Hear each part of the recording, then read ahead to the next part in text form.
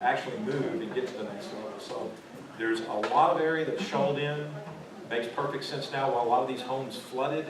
Okay, because the shoaling and the sediment that is deposited over the years was really eye-opening to see that. Okay. So these are some of the challenges that we're facing. What we would ask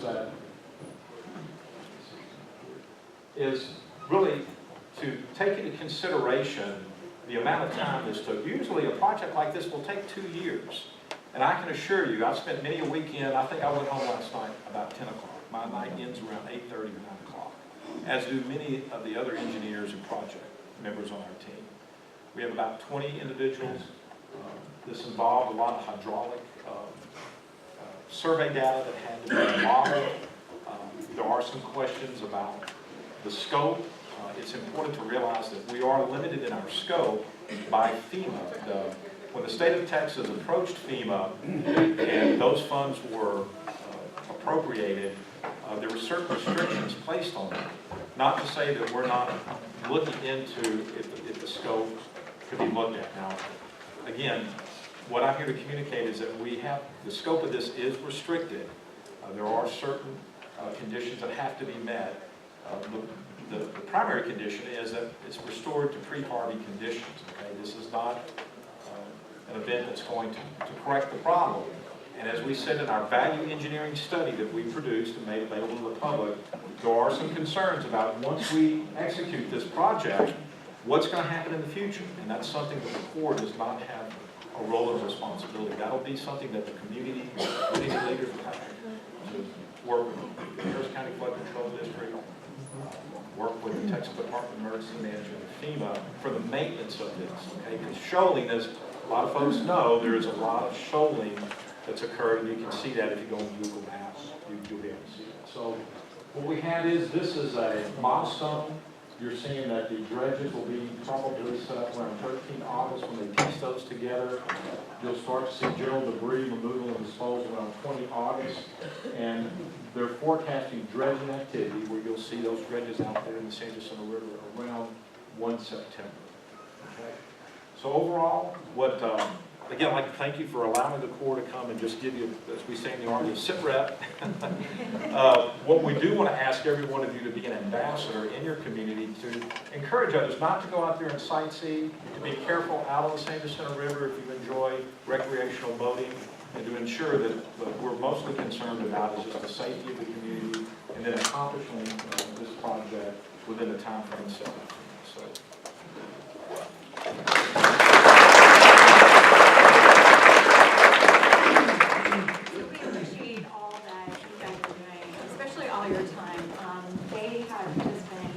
Stellar to work with. We really appreciate that. So the theme is do not jump on the barges. Okay, we got that. Leave the barges alone and don't go sightseeing off where they're staging. Okay, that was the main thing. But the other thing is that I love it that you talked about their commission is to not to fix all the problems, but to get us to pre-Harvey conditions. And that is what they've been commanded to do. The only way that changes is with our elected officials getting involved, which they are. So what I'd like you guys to do is keep an eye on communication that goes out, again, for the chamber. The chamber's trying to be that spearhead of all this communication that's coming from all different avenues so that you don't have to shop all around to find all these different stories. They're posting it all, or they're linking it. And what they're doing right now is working with City of Houston, the state of Texas, and the federal government to find out exactly what is the ask that we need to have. So you want to be very specific when you're saying, okay, we want to fix the problem. Yippee, we all do. But it's a very complicated problem. So what they're trying to do is find out exactly what do we need to ask, and then collectively get our voices out there to make it happen. Because that's how we've gotten to where we are now. That's how we've gotten to have the Army Corps come in and Chuck doing the things that he's doing with San Jacinto River Authority. So we appreciate all of you who have been on board and have done our plea to C and plea for 3 and plea to DDG, and we'll come up with more things that rhyme for you to do so you can easily remember. But we thank you for that. that, and we will continue to work diligently with you. So we have, as our grand finale, one of the entities here in Kingwood that has been around for so long and really is a staple in this community. And we hate that they have been flooded more than once, but have committed more than once to rebuild. So we would like to hear from Blake Roberts, who is the general manager from Clubs of Kingwood. So welcome him. Oh, and he has Stephen Hatch, the golf director pro.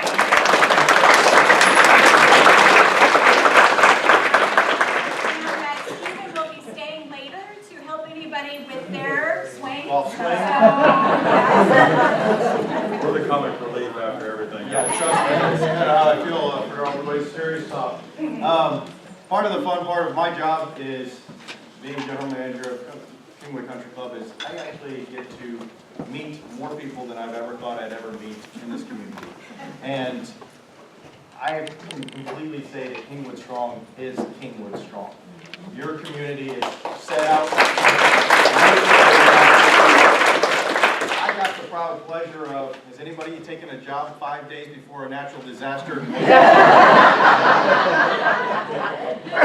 I did it.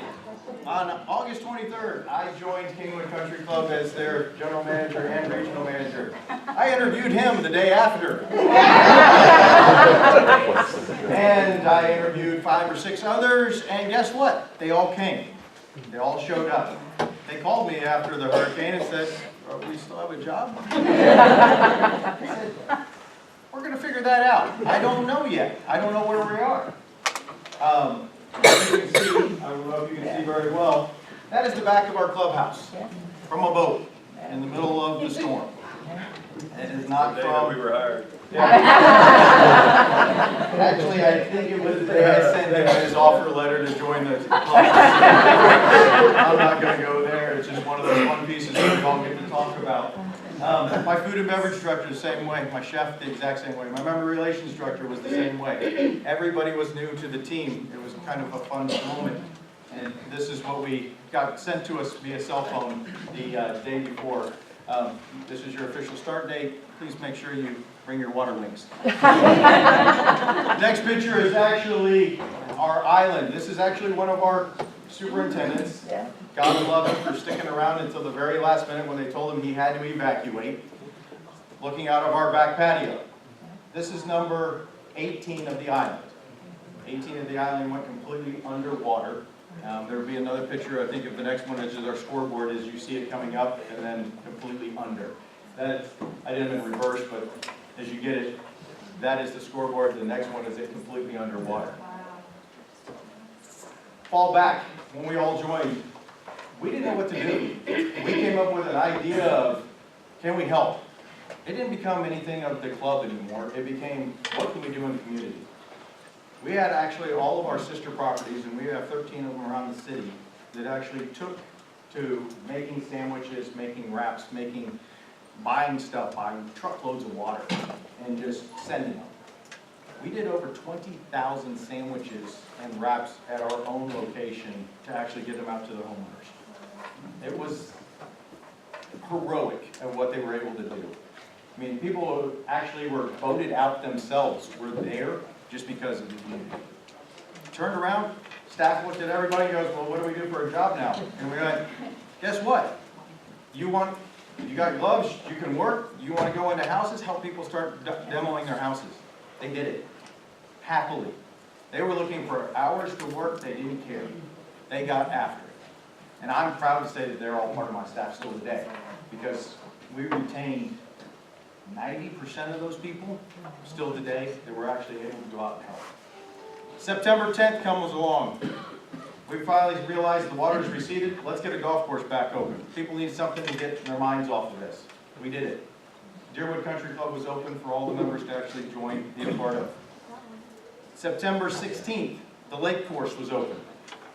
Has anybody seen what flooding did to your front yard, or does anybody have a business that went under and saw all the silt and all the fun pieces that went with it? The maintenance crew actually was out there shoveling with street sweepers and bulldozers, clearing the golf courses. There is one spot out there that was almost 12 feet deep, and we can't put it back in the river. We got to figure out how to change our layouts, how to make it look better, and how to do something. You flip to the next picture. This was taken about a month and a half ago. That's Island 18, the same exact picture I just showed you where it was underwater. That's what it looks like today.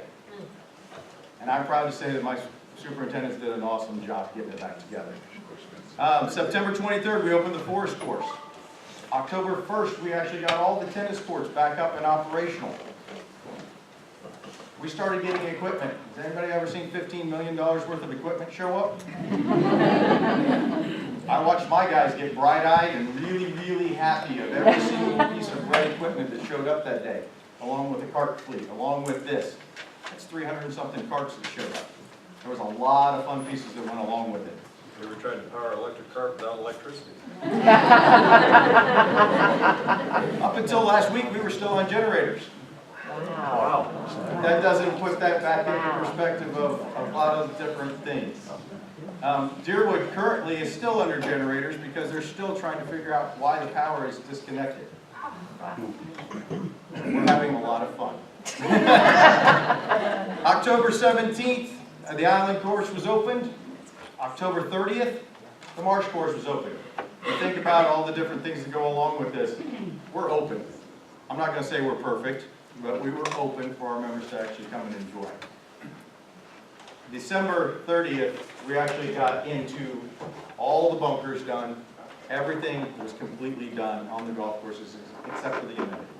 The water coolers, the benches, and those kind of things. Those are still showing up slowly but surely. But when you have to order for 90 holes of golf, it's a little different than if you order it for 18 holes of golf.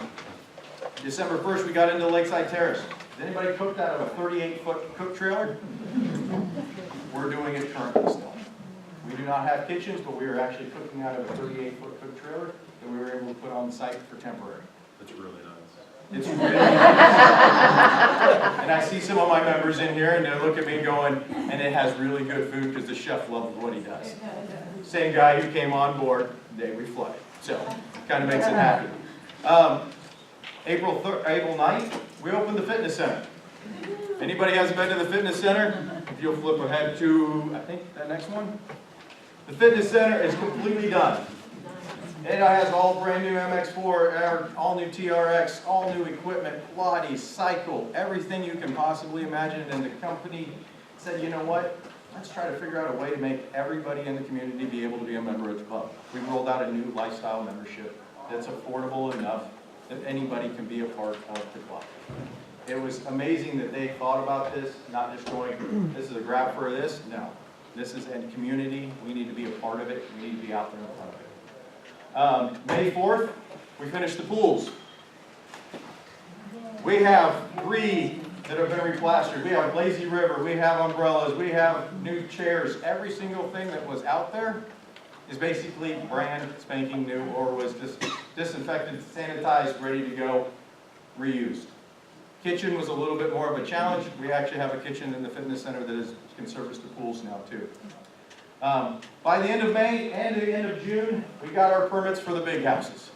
The clubhouse at Deerwood, we're expecting to finish up in the 1st of October. And this is a rendering of all some of the changes that we actually did to the, this used to be the golf shop. It'll now be the dining room and anytime lounge. The next one will be the men's locker room and their card room area in the men's locker room at Deerwood. Deerwood, it'll be the first one done. It is also the smallest footprint. Everybody wonders why it's the one getting done first. It's the smallest one. We got the permits first. It's being operated on as fast as it can. The next one is actually the clubs in Kingwood, which we're hoping will be the first weeks of 2019. This will be the new reception area going into the private event space. The next one will be the private event space. The next one will be the anytime lounge and dining room. And last but not least, where most people want to be is at the bar. I thoroughly believe that most of the days of my life. But currently we're going as fast as we possibly can. Everybody asks that question, when? We want to be back. We want to be the center of the community again. We want our members, we want the community to advocate for them, and we want to be a part of your lives. But when they say Kingwood strong, I really and truly believe it. And I thank you all for your time.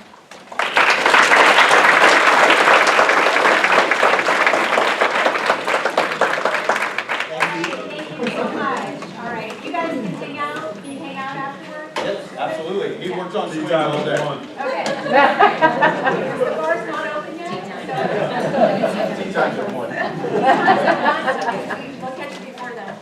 All right, so we have great representatives that are here. We really try to be respectful of your time. It is slightly afternoon and we finish at noon. So as you heard, representatives who spoke today are willing to hang out and visit with you guys afterwards.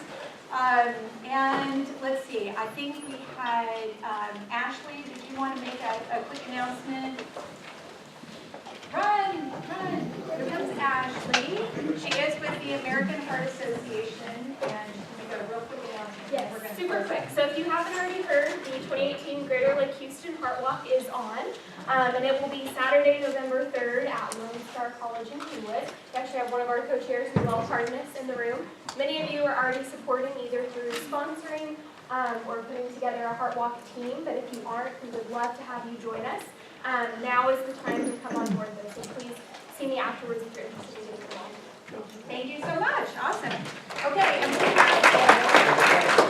have upcoming chamber events and programs here listed on there, so be sure to keep an eye on those as well as check back to the chamber website. We post all kinds of community information out there as well as instructions for us to continue to positively influence our community and our elected officials. So with that, I bid you adieu. Thank you so much. Have a great day.